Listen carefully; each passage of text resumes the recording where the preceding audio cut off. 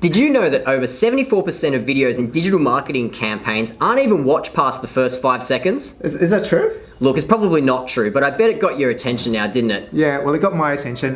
This is Gary from Rocket. I'm sitting with Harrison. He's our video strategist, and we're talking about things that you should be aware of when running video ads. Now, that was a great example of a hook at the start of an ad. Talk more about that. Well, look, I'm not sure if it was a great example, but we've tried to just grab your attention there. And grabbing attention within the first 5 seconds of a video ad is essential, especially if you are advertising on a platform like Facebook or Instagram. You've really got to try and stop the user's attention in the feed. Give them a real reason to watch that video from those first 5 seconds. If you're advertising on a platform like YouTube, users can even skip after those first 5 seconds. So really, if they're not hooked up until that point, they won't even continue watching. So maybe that stat could be true for some of those YouTube users out there. Yeah, and I guess that's why if you run TV commercials and you think you can just take that stuff and port it across into online channels, that's not always the best thing to do. Exactly. You've got to get yourself out of that TVC-Channel-Nine-ad-breaks style of mindset. This is a very different type of advertising and a very different type of video construction.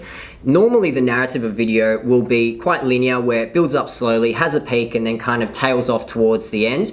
Your narrative structure for video in online formats should have multiple peaks throughout. Consider starting the video on a high. Give the prospect a real reason to connect with your business or brand from the outset. Continue to pique interest throughout, and then hit them with a massive CTA at the end so that they can find out more about your business. Okay, you talked previously about the different channels you might be running your video content on. How should you consider the format of the videos to kind of maximize the channels that you're using? Now, this is a really obvious mistake that I see lots of clients make when they set out to shoot some video content. They often just stick themselves in the frame of mind that everything's in widescreen format. We're going to get lots of lovely drone shots rather of things that are nice and far away, but they're forgetting that they're advertising to people using crappy little mobile phones like mine, where they can't really see everything on the screen. So you've got to try and make sure that everything's visible from start to finish. That includes text as well, and consider optimizing your formats, particularly for square format or portrait, so that they stand out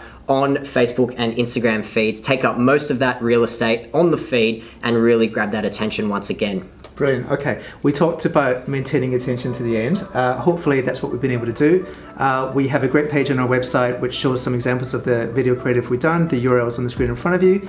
Check us out. Thanks for your time.